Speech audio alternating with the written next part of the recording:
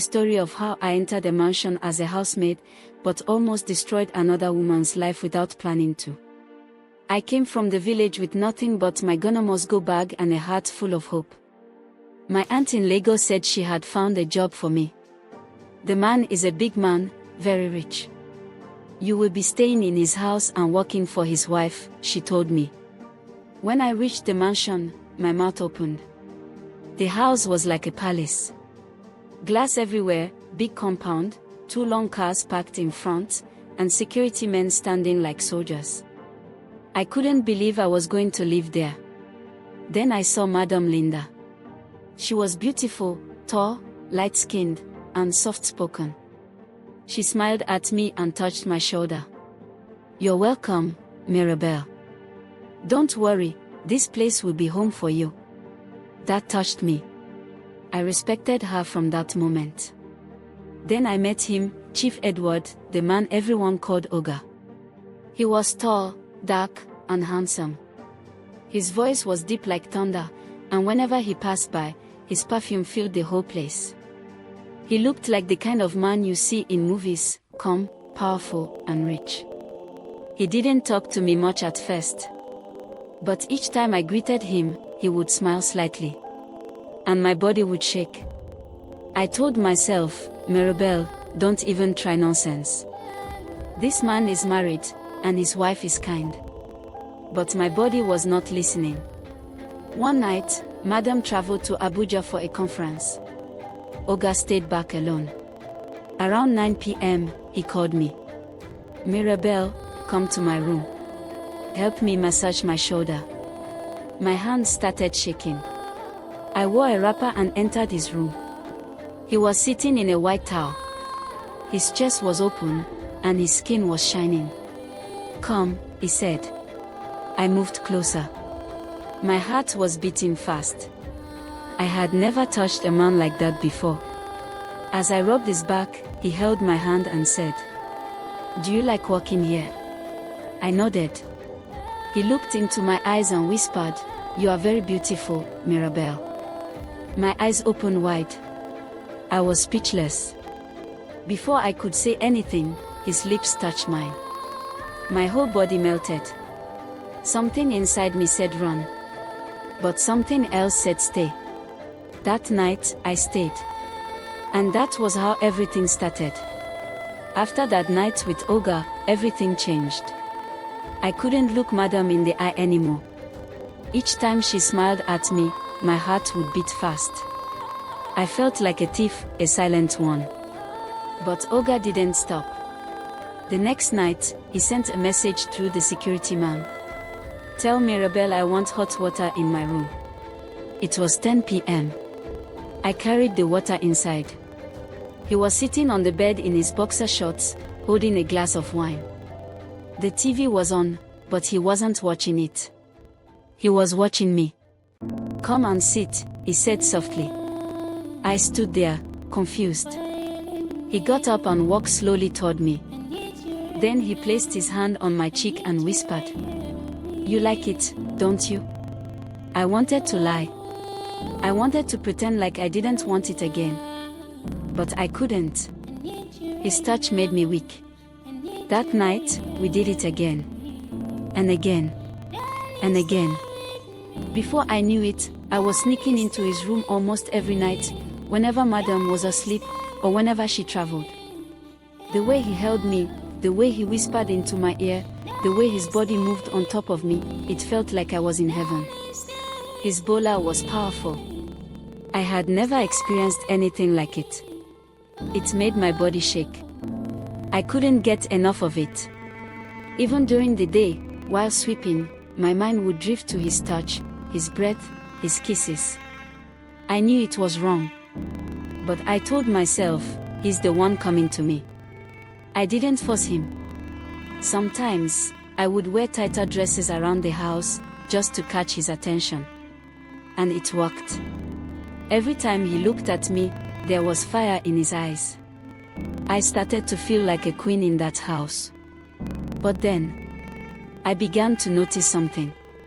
Madam was not smiling anymore.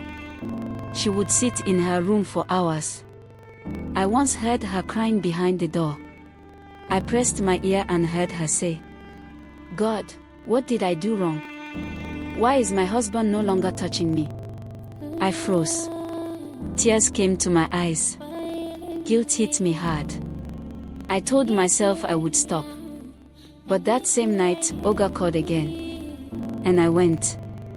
I thought I was strong enough to stop. After hearing Madam cry and pray that night, I felt like a demon. I told myself, "Mirabel, end this now. This is not your husband. This is someone's home you're helping to destroy." But the next night, Oga only needed to call once. And I found myself at his door again. During the day, I acted normal, like a respectful housemaid. But at night, I became something else. A woman who didn't know where her conscience had gone. I started noticing Madam more closely. She was no longer dressing well. Her fine makeup disappeared. She stopped going to the salon. Her laughter faded. Her eyes were always red, either from crying or from staying awake too long, waiting for a husband who no longer touched her. One day, she tried to talk to him at the dining table. "Edward," she said softly, "I've been feeling lonely these days. I miss your touch." He dropped his spoon and gave her a dry look. "I'm tired." "Don't start." She forced a smile, embarrassed. Then she looked at me. Our eyes met for a second, and I looked away. I felt like a criminal. That night, I told Oga, "Let's stop." But he laughed. "Stop what? You're the best thing that has happened to me in a long time." He kissed my neck and whispered into my ear, "Linda is just a decoration in this house. You are the one I want." Those words should have made me happy. But they made me sick inside. Because Madam was not a decoration. She was a woman. A kind, faithful, and gentle woman who treated me like a sister. And yet, I was the one killing her joy. One night, around 2 a.m., I went to get water from the kitchen. I saw a light on in the living room. Madam was kneeling in the dark, praying and crying out loud. "God, if I have done anything wrong, forgive me. But please don't let my husband forget me. Don't let him turn to another woman." I stood there, frozen. I had become that other woman. And the pain in her voice pierced my chest like a knife. I turned away and ran back to my room. I didn't sleep that night. But still, the next night, I was back in Oga's bed. Because the truth is, I had fallen. And now I didn't know how to climb back up. That day, Madam was unusually quiet. She barely spoke to anyone. I watched her from the kitchen window as she sat alone in the garden, just staring into the sky. Her eyes looked tired. Her lips were dry. She looked like a woman whose spirit had given up. I tried to greet her, but she didn't answer. She just nodded slowly, like someone who had already made up her mind. That night, Oga called me again. I hesitated for the first time. Something in my chest told me not to go. But my body didn't listen. I wore a short night wrapper and walked to his room. The moment I stepped in, he grabbed me and kissed me like he had been starving for days. He pulled me into the bed. We didn't hear the door open. We didn't hear her footsteps. But when I opened my eyes, Madam Linda was standing right there, by the door, watching us. My heart stopped. I screamed and jumped off the bed, pulling the bedsheet to cover myself. Oga just lay there, chest bare, no shame in his eyes. Madam didn't cry. She didn't scream. She just looked at me with tears already running down her face. "So it's you, Mirabel?" she asked in a quiet voice. "You, the girl I treated like a younger sister." I tried to speak. "Madam, but no words came out. Just shame." She turned to Oga. "Edward, is this what you've become?" He didn't answer. He picked up his phone, stood from the bed, and walked into the bathroom like nothing happened. Madam stood there for a few more seconds. Then she slowly turned and walked out of the room.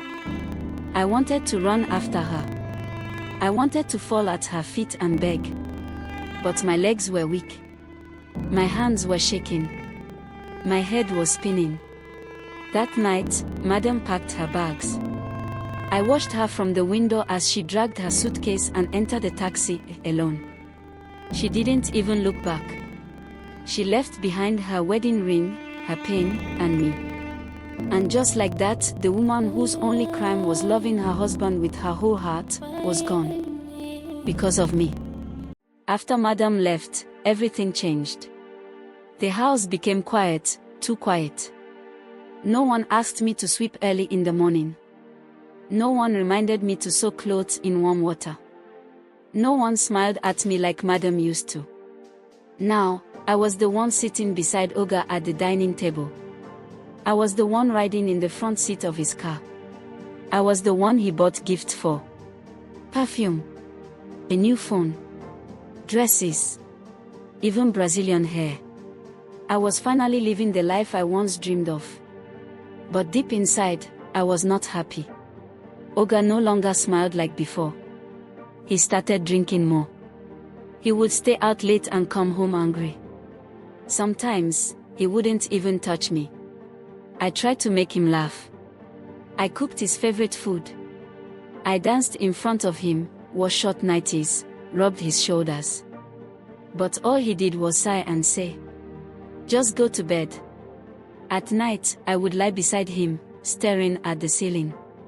No kisses. No warmth. No sweet words. Just silence. I started asking myself, was this what I truly wanted? I had taken another woman's place. But her love, her peace, her joy, I didn't take those. One morning, I found Oga staring at a photo of him and Madam Linda on the wall. He didn't know I was watching. He touched her face in the picture and whispered, "I miss you." My heart broke. Because in that moment, I realized something. I was just a replacement. A body to warm the bed. A shadow in a house filled with memories of the real queen, Madam Linda. The dresses, the perfumes, the money, they all started to feel useless. I couldn't sleep. I lost weight. I cried alone in the bathroom. I had won the fight. But I lost the battle. Because deep inside me, I knew I was never the one he truly loved. I had the mansion. I had the money. I had Oga's bed. But what I didn't have was peace. Every morning, I dressed in fine clothes. Expensive slippers. Hair well done. I looked like a madam on the outside, but inside me, I felt like a thief wearing stolen joy. The other workers in the compound began to change. The cook, Mama Doris, who used to smile at me, now gave me side eyes. The gate man, Musa, stopped greeting me. Even the laundry girl avoided me. They didn't say anything, but I could feel it in the air. They were judging me. I heard them whisper behind my back, "That's the one that sent Madam away. She thinks she has won, but let's see how long it lasts. Women like her never end well." I tried to ignore it, but their words followed me like shadows. Even in my sleep, I heard their voices. And Oga, he became even more distant. Some nights, he didn't come home. Other nights, he came home drunk, walked past me without saying a word, and locked himself in the guest room. When I asked, "Oga, did I do something wrong?" he would just wave his hand and say, "Please, leave me." One day, I cooked his favorite soup and took it to his office. He didn't even look up from his laptop. "Drop it on the table," he said flatly. I stood there, hoping he would say something sweet. But he didn't. Tears filled my eyes. Later that night, I sat alone in the sitting room, staring at the big television I didn't even care to watch. I looked around me, at the fine curtains, The gold plates, the expensive chairs. All these things I once admired. But now, they felt empty. Like a palace with no king. I picked up my phone and looked at Madame Linda's number. I hadn't deleted it. I almost called her. To say sorry. To say please come back. To say I was never trying to steal your life. But I couldn't. Because what would I say? That I got everything I wanted. But lost myself in the process. It had been 3 months since Madame Linda left the house. 3 long, quiet, and bitter months. I thought she was gone for good. But I was wrong. That morning started like any other. I was in the living room, dusting the glass table. Olga had left early, as usual. The house was silent, until I heard a horn at the gate. Musa rushed to open it. Then I saw it. A black SUV I had never seen before entered the compound slowly. And from the back seat, she stepped out. Madame Linda. But she wasn't the same woman who cried in the hallway or walked away with tears that night. No. This woman was shining. Her skin glowed. Her dress was elegant. Her shoes sparkled. Her hair was neatly styled, and her eyes, those same eyes that once looked tired and broken, were now full of power. Even Musa stared with his mouth open. She didn't look like someone returning to beg. She looked like someone who had found herself. I stood there frozen, holding the dusting cloth in my hand. She walked past me without saying a word. Calm. Elegant. Like a queen who had come to collect what was hers. I wanted to greet her. I wanted to kneel down and beg. But my legs wouldn't move. Later, I heard her voice in the sitting room. She was talking to Olga. Her voice was strong and steady. Edward, I didn't come back to fight. I came to pick some documents I left behind. I've moved on. You can do whatever you want with your house and your maid. Then she walked out of the house with a proud smile, holding a file in her hand and her head high. Olga didn't say a word. He just sat there, watching her. After she left, Olga was quiet the whole day. He didn't touch his food. He didn't speak to anyone. That night, he stared at the wall and whispered, "She looks even more beautiful now." And in that moment, I realized something painful. He had not only lost his wife, he had lost her respect. And I had everything. Yet somehow, I felt like I had nothing at all. After Madame Linda's return that day, nothing felt the same again. Olga didn't touch me. He didn't speak to me. He didn't even look at me like he used to. I became invisible in the same house where I once felt like a queen. I tried to act normal. I cleaned the house. I cooked. I laid the bed. I wore the perfume he once bought for me. But nothing worked. One afternoon, I made him pepper soup and took it to his study. "Olga, I made this for you," I said with a soft smile. He didn't even lift his eyes from his laptop. "Drop it there," he said, cold. I stood there, silent. My heart was beating fast. "Is something wrong?" I asked. He paused. Then looked up at me with tired eyes and said, "Mirabelle, it's over. I'm not in the mood for this anymore." My heart sank. That night, I cried myself to sleep. I kept asking myself, was I no longer enough? Did he ever really love me? Or was I just a replacement while his wife was gone? The next morning, I got my answer. I walked into the corridor and overheard him on the phone with someone. He didn't know I was nearby. His voice was low, but I heard every word. "I messed up, man. I chased away a good woman for a little distraction. She was just a face. I don't even feel anything for her anymore." I froze. Distraction. Face. That's what I was to him. After everything I gave, after everything I destroyed, my knees became weak. I sat on the floor, holding my chest. I remembered all those nights I thought meant something. All those kisses, all the mourning, all the pleasure. It was all nothing to him. Just a game. And now that he was tired of me, he was done. That night, I didn't sleep. I stayed up, staring at the ceiling, asking myself over and over again. Mirabel, how did you get here? I had betrayed a woman who loved me.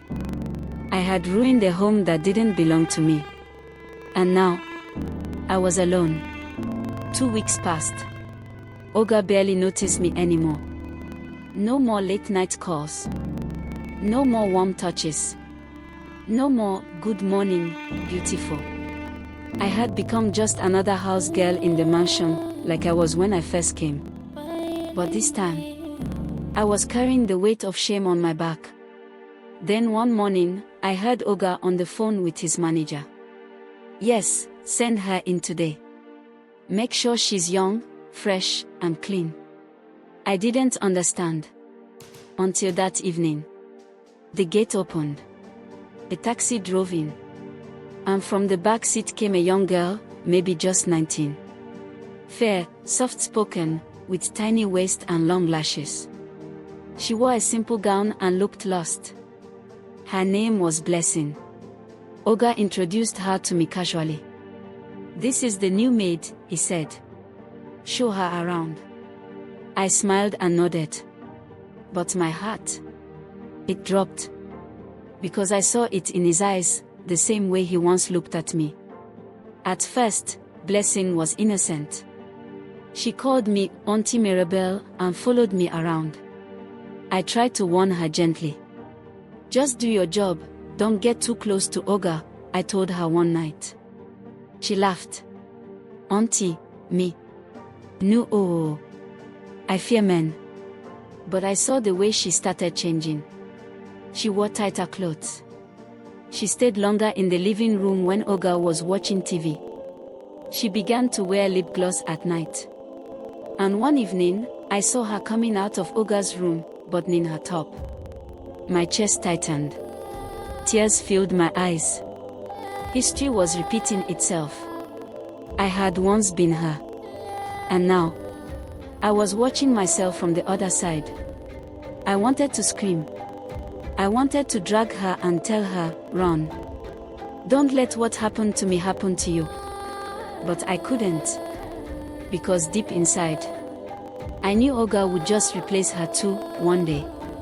That night, I stood in the mirror and asked myself, Mirabel, is this the life you want? Because in that house, women came in like candles and left as ashes. That night, I couldn't sleep.